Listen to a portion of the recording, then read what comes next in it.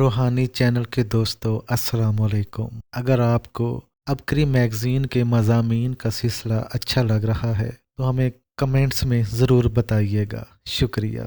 हज़रत जी, आपके दर्स सुनने के बाद जब ये हकीकत मुझ पर खुली कि मकाफ़ात अमल क्या होता है, तब से मुझे खुद से ज़्यादा अपने आने वाली नस्लों की फ़िक्र रहती है कि कहीं मेरी ख़ताओं की सज़ा इनको न भुगतनी पड़े, क्योंकि मेरे नाना के ख़ानदान में ऐसे बड़े गुज़रे हैं जिन्होंने मखलूक को बहुत सताया। जैसा कि मेरे नाना के बारे में मेरी माँ और मेरी खाला ने बताया कि वो अपनी ही बेटियों पर गलत नज़र रखते कि नतीजे में खुद इस हालत में फौत हुए कि अपना पखाना खुद खा जाते थे। गुस्ल देने लगे तो जिस्म अलग अलग होने लगता।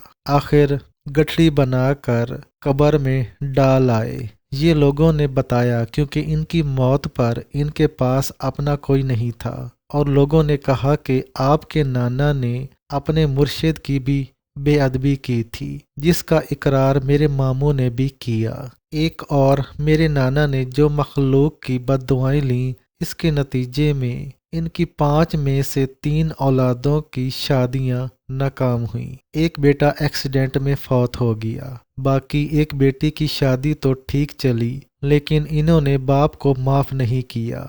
और 2 बेटियों और एक बेटे की 2 शादियां हुईं, जिनमें एक मेरी माँ थी। इनकी दोनों शादियां ही नाकाम और गुर्बत का मुंह देखते गुजरी। ये तो अब कई सालों से अपने बड़ों की तरफ से इस्तग़फ़ार करना शुरू किया तो तसल्ली हुई, और ये आँख आपके दर्स की बदौलत खुली कि इस्तग़फ़ार सिर्फ अपने लिए नहीं किया जाता, बल्कि पिछली नस्लों की तरफ से भी करना चाहिए। अल्लाह ताला की रहमत से उम्मीद है कि अल्लाह ने मेरे नाना को बख्श दिया होगा।